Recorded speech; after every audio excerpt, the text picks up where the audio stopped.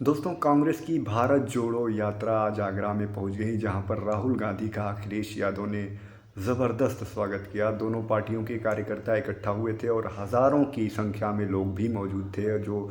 अखिलेश यादव जिंदाबाद और राहुल गांधी जिंदाबाद का नारा लगा रहे थे। इस तरह यूपी में जो समीकरण है वो बदलता हुआ नज़र आ रहा है। एक झटके में ही आगरा में जिस तरीके से लोगों की भीड़ उमड़ी और उसके पहले कानपुर और लखनऊ में भी भारी हुजूम नज़र आया, उससे ये लोगों को लगने लगा है, जो राजनीतिक विश्लेषक हैं वो ये मानने लगे हैं कि हो सकता है कि जो 80 सीटें हैं लोकसभा की उत्तर प्रदेश में, उसमें कांग्रेस पार्टी जो 17 सीटों पर चुनाव लड़ रही है उसमें वो नई ताकत के साथ उभरेगी। जो बाकी प्रत्याशी हैं समाजवादी पार्टी के, वो मैदान में उतरेंगे। इस तरीके से इन दोनों दलों का जब से गठबंधन हुआ है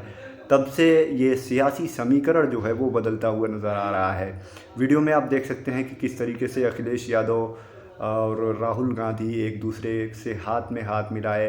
संविधान को बचाने की कोशिश में लगे हुए हैं और ये कह रहे हैं कि संविधान खतरे में है, युवाओं का रोज़गार और उनका भविष्य खतरे में है। इन्हीं सब मुद्दों को लेकर चुनाव लड़ा जा रहा है और देखा ये जा रहा है कि अखिलेश यादव भी बार बार पलटवार कर रहे हैं बीजेपी पर और उधर राहुल गांधी लगातार पूरे देश का दौरा कर रहे हैं। पिछली बार उन्होंने भारत जोड़ो यात्रा की थी, इस बार उन्होंने न्याय शब्द को जोड़ दिया है और उनका मानना है कि भारत के लोगों के साथ जो मध्यम वर्ग के लोग हैं या फिर जो उससे निचले जो गरीब हैं, मजदूर हैं, उनके साथ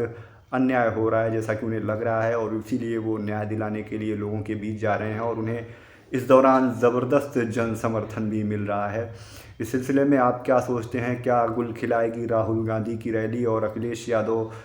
की जो भीड़ है उसको देखकर तो ऐसा ही लग रहा है कि यूपी में हो सकता है कि इस बार 2024 में भाजपा को ज़बरदस्त चुनौती मिले। इस दौरान अखिलेश यादव ने थोड़ा सा मज़ाहिया अंदाज में ये भी कहा कि राहुल गांधी मोहब्बत की दुकान खोल रहे हैं, लेकिन उन्हें ये नहीं मालूम कि आगरा की जो सरज़मीन है वो अपने आप नफ़रत करने वालों को भी मोहब्बत का सबक और पैगाम दे देती है। तो इस तरीके से जिस तरीके से समीकरण बन रहा है उससे ये ऐसा लग रहा है कि कांग्रेस और समाजवादी पार्टी का जब से गठबंधन हुआ है उससे लोगों के अंदर थोड़ी सी उम्मीद जगी है और उन्हें लगता है कि बीजेपी को अगर कोई पटखनी दे सकता है तो ये गठबंधन ही दे सकता है। बाकी जो मायावती हैं वो अब भी खामोश हैं और उन्हें समझ में नहीं आ रहा है कि वो किधर जाएं और फिलहाल उन्होंने अकेले ही चुनाव लड़ने का फ़ैसला किया है। तो इस तरीके से इस साइड से अगर देखें, इस एंगल से देखें तो बीजेपी को थोड़ा सा फ़ायदा हो सकता है क्योंकि